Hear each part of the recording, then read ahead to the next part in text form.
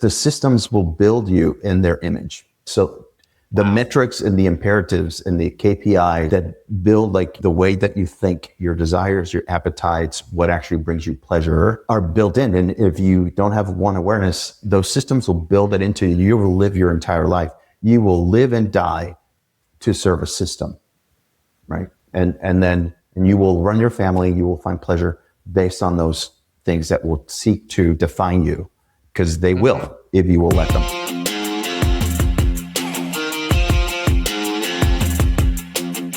Welcome to the How Leaders Think podcast, the show that transforms you by renewing your mind and giving you new ways to think. I'm your host, Kenny Lange, and with me today is the Art Serna.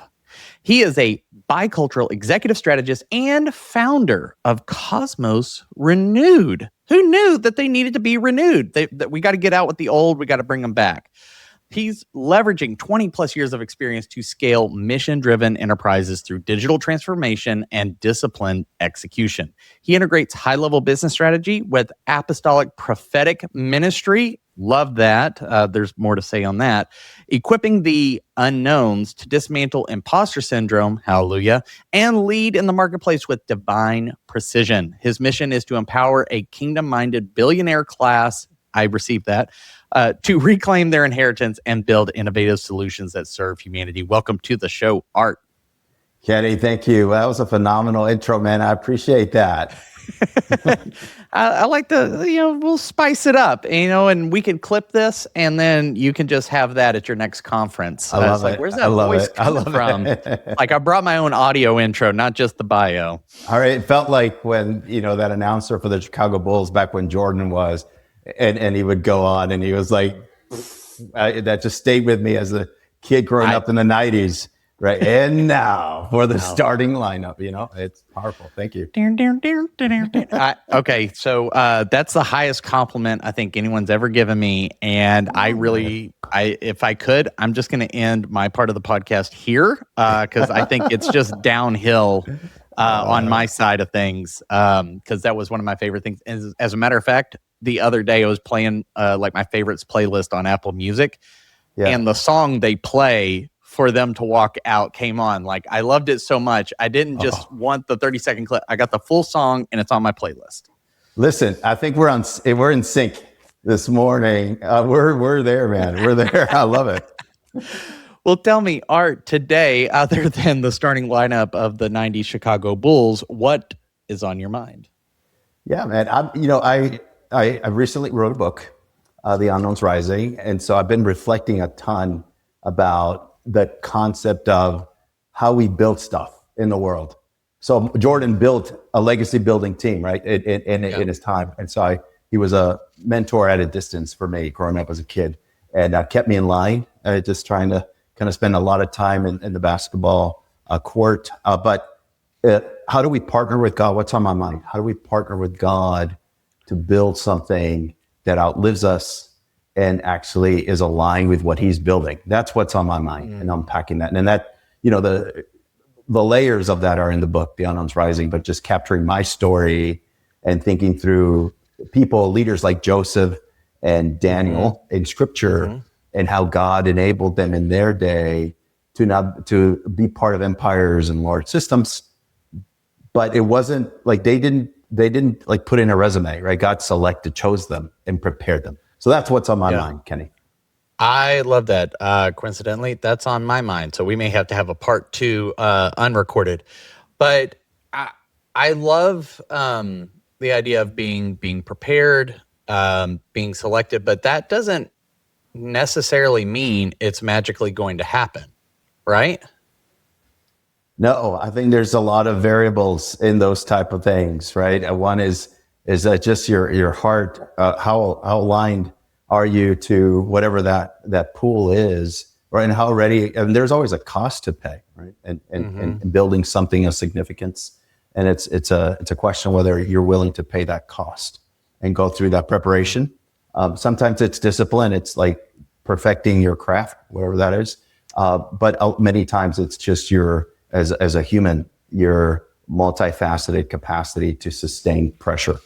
So your emotional capacity, your ability to envision something different, your ability to change and adapt, there's a cost to pay, and those that are willing to pay it, I think, get to cherish the fruit of that decision multiple times. It's not just one decision; it's a pattern, but it often takes one core decision.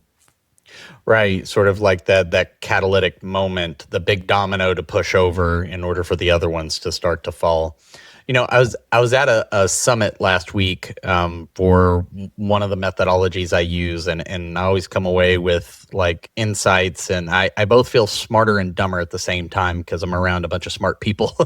But one of the lines that was repeated that I think speaks to what you're talking about with building something that will last is, I forgot who said the quote. Maybe it was one of the old philosophers like Aristotle, but it's like wise men will plant the seeds of trees under whose shade they'll never sit. And that came to mind as you were describing what you see in terms of building something for the future, building something that endures. And I think to do that, I really loved how you said that the ability to, the resilience to withstand sustained pressure. And I'm wondering if you could talk about what that means, because I think a lot of people, whether they're a believer in the faith or otherwise, I don't think they truly count the cost of building something, whether you want to call that entrepreneurship or pursuing a calling on your life or something else. I don't think people fully understand the cost. And maybe that's to their benefit, because you got to be a little naive to get something started. But to keep something going is much harder. Can you talk about that? Yeah, well, I think for me, what I've learned is kind of the focus and the genesis of that drive for each individual is critical. Okay. So for me, it just happens to be my faith happens to be that, right? So I actually took a trip to Tyler. I think you're in Tyler, Texas. So years ago, part of my journey, I captured this in my book, that catalytic moment for me where I spent time in Mexico, was born in Texas, lived in Mexico first years of my life, started in the U.S. Education system, 4th grade, learned English, and then went on. But the American dream was like a genesis, like believing America could be the greatest country if you believe it, work hard, all of those things. What I realized many years later is I still believe that, but it was like the hustle culture, kind of the capitalistic thing to perform and stack performance and achievement. And I had like valedictorian in my class and just incredible people that encouraged me. All those were good things. I think they can be put to use in the wrong way over time. So to your question of the ability to sustain pressure, I think there was a lot that I learned. Again, I mentioned stories of leaders, mentors I looked up to, like the story of Jordan was like such a kind of visionary thing to pursue. Kobe Bryant, those folks that got the best at their craft through discipline. Yeah. But what I learned over time that if you understand the genesis of what drives you, that you can sustain pressure longer. You understand purpose, right? You can get through, and it's every individual. So I had some level of clarity, but I wasn't quite sure. So I was in Oklahoma City at the time. I was leading as a leader in Teach for America, an incredible nonprofit, and at the time, but there was something missing. That I wasn't connected to fully identity and purpose, and there was something missing. I didn't know what it was fully. And at that time, I told my wife, like, hey, I need something. I need to have some type of encounter. Something needs to break. I just don't feel fulfilled. I'm doing all the work, achieving, but there's something missing. And I found out about this group, this gathering in Tyler, Texas, man. It was some kind of boot camp of sorts. I can't remember what it was. I can't remember. I found it online, and I didn't know anything about it other than that it's like, it was somewhat mysterious. Like, you're going to come to this thing. We're not going to fully tell you what we're going to do, but you can come to this thing. And I got in my car. I signed up. I came. And again, it was great, phenomenal experience. Met a lot of men who were ready to really get through the layers and find purpose. So what came out of that, there was one experience we did about finding out the different masks that we wear. And for me, it was workaholic was the thing that came forward. And then there's this concept of renaming, okay, well, if that's your mask, what is really your core, right? For Yep. me, and so having a community of other leaders, men in that example, really get to know you without a lot. But you're becoming incredibly vulnerable and like just putting all your stuff out there. So in that community of people that I just met, the concept of imager, you're an imager, of the creator. And that was mine, that they were like, well, replace this with that. So understanding, Kenny, for me, that identity was critical. And so I came out of that and I captured it in the book. Like it took years to really fully unpack what that meant, but it was catalytic. It started a set of encounters in my life that resulted in kind of an encounter, a supernatural encounter in 2020 here in Milwaukee that really shifted me. I would call it almost like a burning bush moment. For me was like, whoa, there's clarity here, and now I can go. So when you have that, I believe you have increased almost exponential capacity to sustain pressure, because it comes from within. There's this deep clarity, this deep anchor that allows you to go through it. And when you don't have it, then you tend to just cradle and just surrender and fall quickly when the pressure comes. Yeah.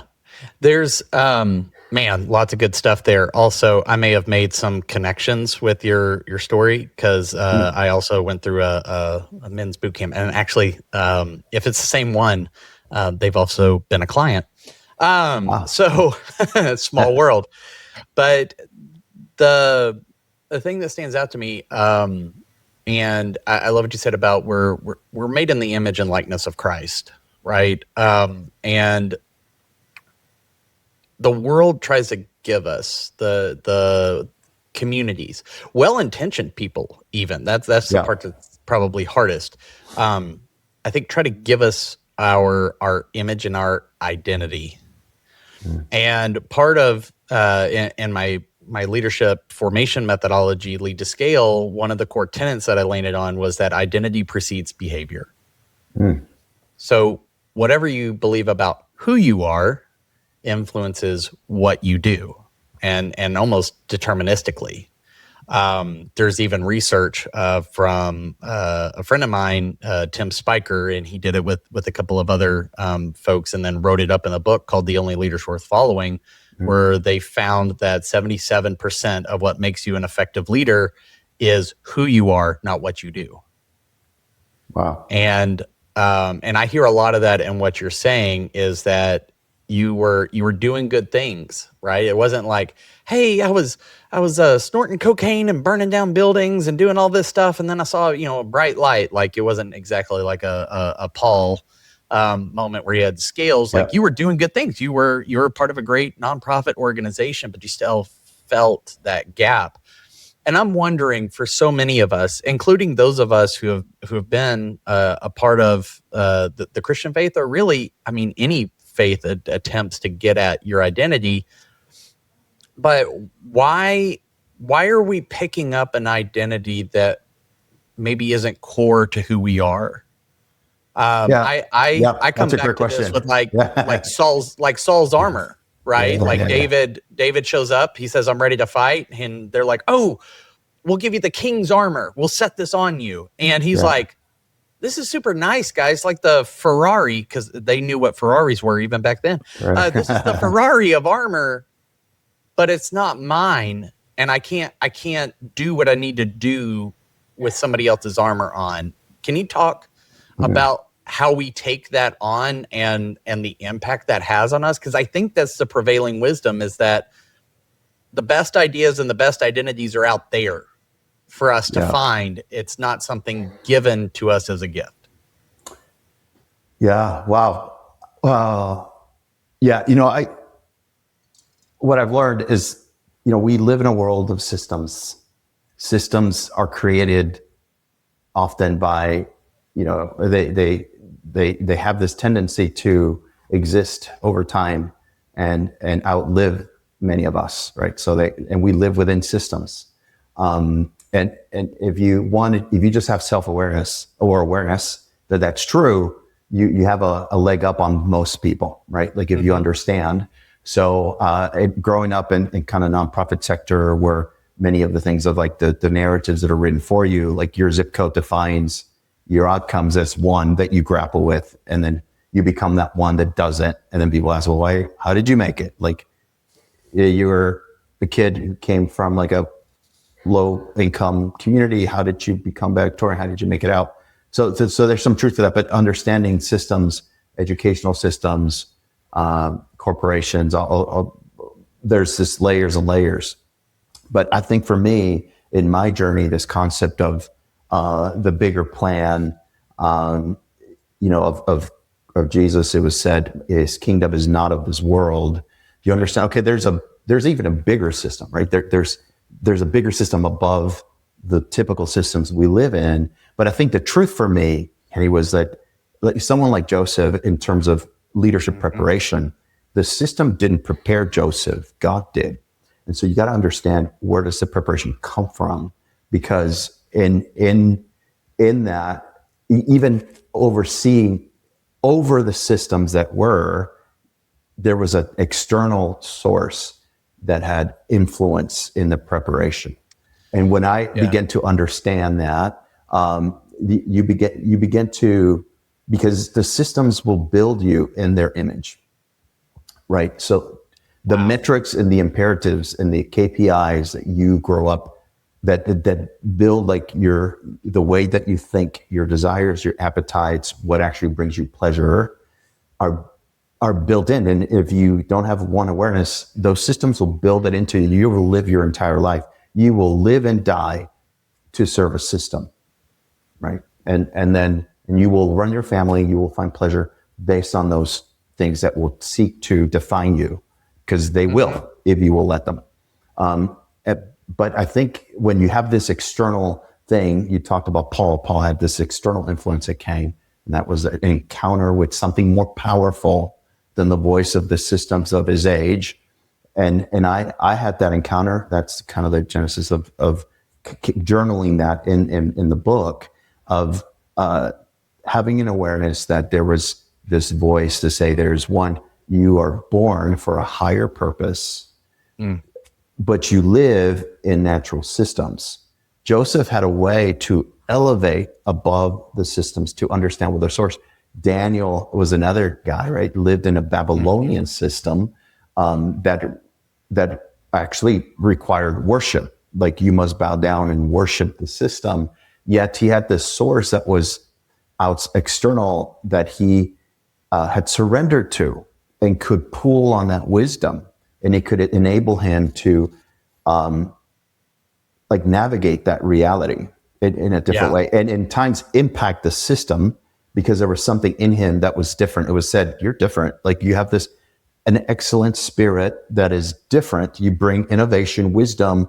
So it's an ability to, and I'll say it just this way, to combine different elements that make you a terrific leader. So one is this component of faith or a higher purpose, this definition that is almost supernatural, mystical, right? Yeah. Innovation, the ability to innovate, the ability to understand strategy and vision in the future, and then bringing all of those together in a way that's compelling, that you bring others along. Moses had to have that. I'll turn it back to you. But Moses had an ability, even within a system that had become oppressive, to be prepared from the very beginning, spared his life. God spared his life, and went through a season where the system prepared him. The Egyptian system prepared him, but then spit him out, right? And then later God said, you're going to go back to that thing, and you're going to. But the thing I will want to say in my book is that the tools that God puts in a generation, those that can truly hear the moment, right? He had a staff. It was just a staff, man. But he had a tool in his hand that this external source is, I'm going to take just what you have as a staff, and I'm going to supernaturally empower you and show you that this tool you have in your hand, I can turn to empower you to confront the system of your day. And that thing turned into a snake. I'm going to mirror the system that you're serving to show you that thing that is in you is more powerful And that breaks imposter syndrome, man. When you understand that and you show up in a context of this worship empire, whether it's, the worship of money or fame or whatever it is, but you've got this thing in you, you show up on the scene. You could say AI is one of those tools, right? Like I could say, I'm going to use that thing in your hand. You've got the clarity of purpose, and you're going to have this prevailing capacity to innovate, to build with purpose, steward wealth, et cetera, and not burn out while you're doing it. You're going to be on fire, but the fire is not going to consume you. And that's super different than most of the leaders that we find that might achieve incredible success, become a billionaire, and then they burn out, or their family like cradles and all of that. There's a different way. And I believe that's what I call the unknown leader that has been prepared in the hidden place, in the pit, in the prison, in the failure, whatever. Nobody knows them, but they've been prepared slowly in a secret place so they can sustain the public scrutiny in the future. And I think we're in a season where that's happening. It happens over time, but I believe we're in a critical window of time where there's a changing of the guard in many different industry sectors. Definitely generationally, as the boomers kind of move out of the scene, there's this massive generational change, and I believe it's a key moment in history. I wholeheartedly agree with the change piece. Man, there's there's so much good in what you said that if this weren't a podcast, I would just want to sit in silence and process it. I really there's a couple of things that I think we can hit on. One is, like you were saying with Joseph. Joseph almost didn't. He didn't really choose his preparation, right? He didn't choose to be thrown in a pit. He didn't choose to be sold into slavery. He didn't choose to become a servant in Potiphar's house. He didn't choose to go into a jail and all those things. Yet that was the exact preparation he needed to become basically like second in command. He was like the COO of one of the largest, if not the largest nation on the planet. But the preparation was not of his own choosing. It's not, he's like, well, he didn't go and get whatever Harvard of Egypt would have been, MBA and have all the right credentials and have the right families and network with the right, political parties and all of that. How can a leader listening right now, how can you help them process what they're going through as preparation? Because it's easy for all of us it's good to have dreams. It's good to have goals. I think it's good to envision yourself as, if you're, Michael Jordan or Kobe and you got Mamba mentality or whatever, but you visualize the championship, winning, all of those things. But then you look at your current circumstance and you're like, how does this add up in any way? Plus a few other variables, like this feels like I'm going left and I need my goals and dreams and calling are over on the right. Like, how do I reconcile that? And I think because we're in Western culture, especially America, it's, the hustle, right? Yeah. I think hustle culture is even invaded the faith community to say, well, if you feel like you got an inkling of what your calling might be, well, now you got to hustle for it and get there. But that isn't represented anywhere in the Bible. Yeah. Wow. How do we reprocess? How do we retrain our brain on this? Because the idea of being an unknown, and this is something, honestly, I'm really wrestling with at the moment in some areas of life. And it is brutally and beautifully painful right now. How do we process this? There's one in this recent season of my life. I've come to know a truth that I'm still unpacking, but I found deeply motivating in the journey, my own journey, that says, delight yourself in the Lord, and He will give you the desires of your heart. So what does delighting mean? Right. Right. We were talking about Joseph. So I think it varies for different people.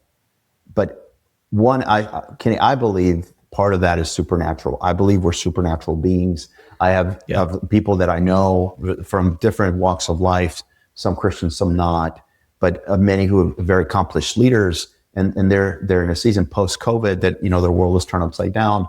They've been on a journey where they're taking, trips, sabbaticals to go kind of find themselves in silence, right? To repurpose, rewire their value system, and reconnect with something bigger. Even boomers, they've sold companies, they're kind of done, but they're not done, right? They still feel this level like, I still want to matter.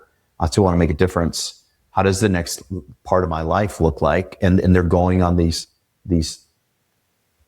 find yourself type of trips to try to find a community. But for Joseph, I would say, he was a dreamer, not just like he had dreams that were like rooted in just, pizza dreams. It was more than that. He had dreams that were given to him, right? So it wasn't just like, I'm going to read a cool book and then like say, I want that. And so I'm going to like put it in my mirror, motivate myself every day. There might be truth to that, but I'm saying something different. God gave Joseph these dreams. For him to delight in them was to actually believe that about himself. So you find the source and then you meditate, you delight in that truth about you, right? Because it's rooted, one, you have to believe, in my context, you have to believe that truth exists, that there is a designer, for example, right? And that you've been designed a certain way. And if you have the capacity to supernaturally hear that and then center yourself in that, that's delight, right? So for Joseph, it meant, even though maybe ill-suited, whatever, he believed the dreams that he had about the future, about himself. He didn't fully understand them, but he delighted, even in prison, right? He learned how to do that, and he was excellent at whatever he did, because he had this belief about himself, whether it was still like untested, maybe unrefined, but that kept them rooted. So that when it happened, it wasn't like, there was this confirmation over time that it just made sense, right? So when I lost my CEO job and I thought that the bubble of what I thought was like just tarnished, I had been taught by a mentor how to journal from like when I was in college, journal. And for me, that practice was both journaling, not just what was happening, but getting into the practice of hearing the voice of the Creator, hear the voice of God. And then at the same time, me processing what I thought that meant for me. So I had years of journals. So in my moment of like, okay, everything, I'm in the pit, I went back through the journals. I just had a moment where I just went through and I was like, I have to fully understand this, almost slow down my life. And I spent a ton of time. And then the book for me was a healing process where I made sense of that, of what that was for me. So in all of it, to your question, like how does a leader make sense of that preparation or the struggle or being unknown, is you've got to find, and I would say also Daniel was the same way, right? He had a capacity to have dreams, interpret dreams, like connect to his source, and then he wouldn't deviate from that, right? So I had to find really who I was. And I had glimpses of it, but I thought it was being defined for me by a system, the systems I was operating in. And I just got to understand what that truly meant. And then to say, okay, what does it actually mean to be redefined, rewired from the inside out? And then try to then go become a builder, a new type of builder, because I believe in the vision that I received, that there's going to be a new billionaire class that is wired differently. They have a different upbringing, right? It's not old wealth. They didn't just have a trust fund and all of a sudden they're billionaires. Right. And you begin to see, you just look at the data and research, That's already beginning to happen. And when I talked about the book, even though the sources are, and I'm not saying that this person's a believer, but Luana Lopez Lara started Calci, right, as a Brazilian ballerina who moved and joined MIT and became, started Calci with one of her co-founders who was an American, but also had roots outside from America, was also quasi-immigrant, right? And they built Calci as a trading futures platform that's gone through, it's official, and became the youngest billionaire female in history. And so I was listening to her story actually in a podcast recently because I told my daughter, like, because she was like, because her friends asked her, so is your dad a billionaire? Because of the book. And I'm like, no. It's just like, I've seen part of the future. And for me, and I've told people at the book launch, like, hey, this is not like, hey, I want to be a billionaire, so I'm going to read your book. But it's like, but if God has called you to be a billionaire and you read this book, it's going to stir that in you. For me, it's more like, I'm like, if that's in you and you read it, then it's going to do that. Apostolically, like there's a commission that goes forth. And if that revelation of Jesus, and we're just talking for a Christian audience, if that is in there, it's going to hit you, right? That truth is going to pull on that thing in you, and it's going to cause you to awaken. For me, it's more of a call, more of a responsibility, just like I imagine it was for Joseph. Once you've seen the future, you cannot see it. And once you know that's coming, what do you do then? For me, I want to become a mentor to that emerging class. I don't know where they're all at, but I trust that I will find them in time. And so part of my discipline and living into this is just getting out there, being a podcast like yours, Kenny, and just sharing the message. And I believe as those who need to hear it will hear it, that will connect somehow. And that's kind of the last chapter in my life I want to dedicate to that, to say I don't fully yet realize what it looks like, but I have an idea. And that's like a micro school and different things, different concepts to connect to these, almost like Xavier and like, and find these extraordinary people and help shape them. So because they will shape the world. And so I believe that. And I want to live my life with that anchor of revelation. I love that. And I want to highlight something important, not just for what you said in your book and about your book, but for any leader listening. Pay attention to what Art said. It's like this book, you could read it and it could be good and you would enjoy it and you might learn some things, that are relevant to you right now and maybe in your future. But if you're called to do this, if you've gotten the clarity of this, then this book is going to activate some of those things in you for your journey. And I think we need to take that perspective into more of the literature and media we consume as leaders, because we tend to be self-feeders. This is one reason why we have a podcast. We go out, we listen to leadership podcasts, we read leadership books, we go to leadership conferences, do it all. Yeah. And I'm not saying that's bad, but what I am saying is that not all of their advice is meant for you, and not all of it, if it's meant for you, is meant for you right now. If you want to go, biblically, to unto everything there is a season, right? There's things that I read now that when I read them in college, they didn't mean anything to me in college, or I just had less surface level understanding. But now I have a much deeper understanding because of life experiences, or, I'd like to say maturity, but my wife and family may argue with that statement. But I do think that is an important point to highlight. Yeah. Now, there's probably like 2 or 3 things that we're circling around that are coming to mind. Maybe even 4, and this probably tells me that we need to have like a mini series, but the idea, because I think you've addressed the billionaire class a bit, and I do maybe want to come back to that, but I want you to talk about being an unknown, or the unknowns, because that is antithetical to anything and everything that is being taught. Not just, hey, I want to be a famous YouTuber, TikToker, sort of thing that teenagers are globbing onto, but it's like, how are you, getting your message out there and just market the bejesus out of everything? How do you make sure that your presence is felt in the room when we're having the meeting? And how do it almost seems like in all cases, you take on the burden and responsibility of making yourself known. And I feel like not only are you not saying that, but you're zagging to this zig message of make yourself known.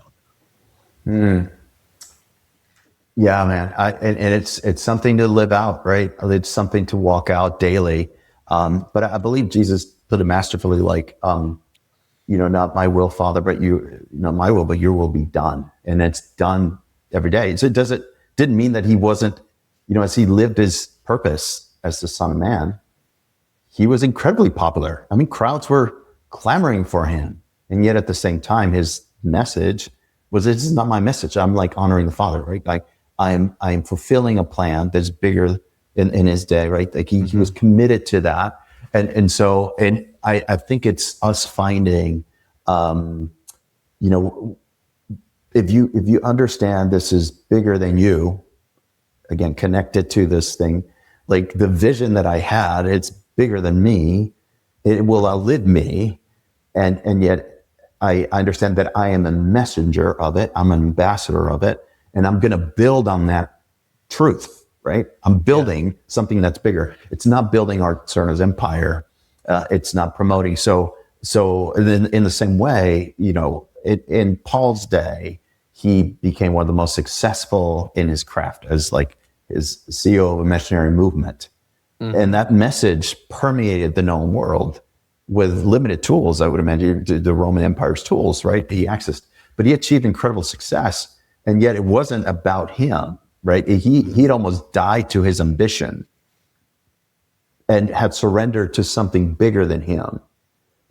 But he brought others along in that, and he stewarded. He built that into others that he could trust with that burden, and they replicated that. So it doesn't mean that you won't have success. It doesn't mean that you won't have numbers, because the message itself is powerful. If you're part of that message, right? If you're benefiting humanity, your concept could be incredibly transformational.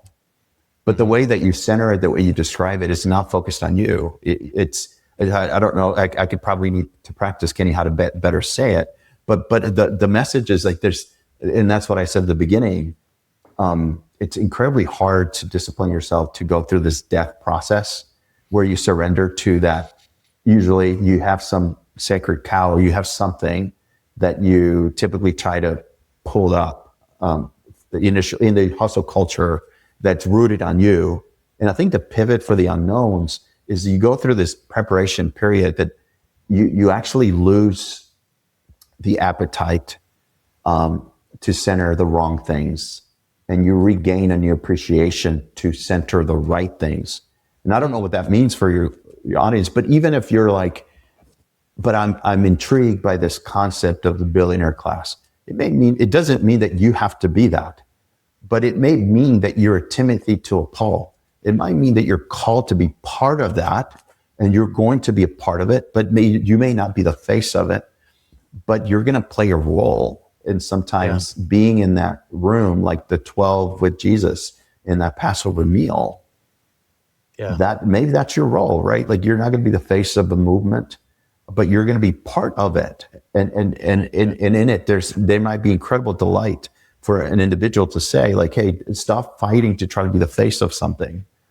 But if you are called to be the face of something, stop fighting the imposter syndrome and become it. And I've told people, listen, if you're called to 5 people and that's your family, like find delight in that and be the best you can be for that. But if you're called to 1,000 or 1,000,000, stop trying to spend your time with 5. You're called to 1,000 or 1,000,000. And again, once you understand that, then and it's deeper ground, and you surrender to that, then you can go do it. I think for Luana Lopez Lara with Kalshi, just sharing her journey of she wanted to live the American dream. She understands it's not for everyone, and that we need to make that more available to more people. But her journey was like as a ballerina, like working hard, long hours, all of that. But if you understand that's your purpose, and I think I've heard you, Kenny, talk about work on balance. Sometimes if you're in the call, then it doesn't matter. Like like you're in the purpose, and it's going to consume you, and there's life in it. But if you're trying to make it yourself, then you'll burn out. So I think for your audience, I think understanding that you don't always have to be the face of something to be part of something. But at the same time, like if you have a ton of success, even within the faith community, the hustle culture, as just be rooted in the message, unwavering in that, just like Paul was. You got to understand what that is, right, for you. And I think God defines that for if you're a believer, and if not, they just what's the benefit to humanity that you want to live for and give your life for, and then be true to that. Be true to that. Yeah. If someone is listening and they say, okay, this resonates, this is hitting home for me, like it is for me right now. And they say, okay, well, I've spent all this time accumulating identities or putting together one that's been handed to me through culture, business, friend, well-meaning people even.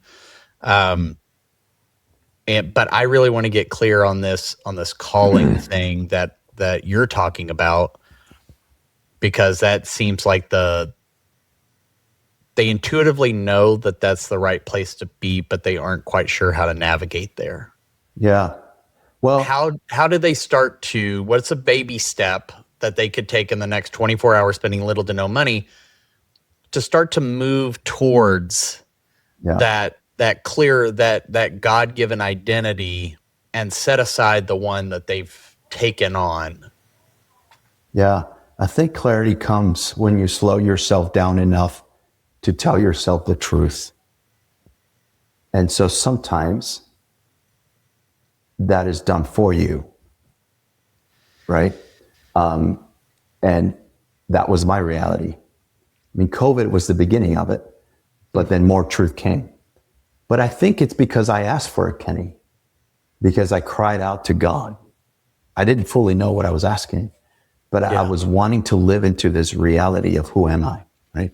So I think, again, when you slow yourself down enough to tell yourself the truth, and I would say this internal audit would be the activity for your audience in the next 24 hours. So be alone. I don't know what that looks for everyone. For me, being in nature allowed me to be able to do that. Walking in a park, and Wisconsin has beautiful parks. So, and asking myself 3 grounded questions in that process. And it's not a one-time deal. Like you got to do it, you got to journal it, you got to listen to it, you got to speak it to yourself. But what am I building right now and why? Write it down. Unpack it from different angles. Ask people who know you or deeply, your wife, your spouse, your kids. Ask that question. What am I building right now and why? 2, is this being driven by pressure or by purpose? That's number 2. And then the 3rd, do I have peace or just momentum in it? So do those 3, see what comes up. Clear my schedule this afternoon. That's a great beginning point, right? That's a great beginning point. Yeah. And then the last of all, I would say, once you define some level of clarity, find other people that are on the journey with you. That when you say it, it stirs not like the ambition part of you, or at least not only that, but the deep part of that clarity that's emerging. Find those people and like connect to them and be on that journey with them.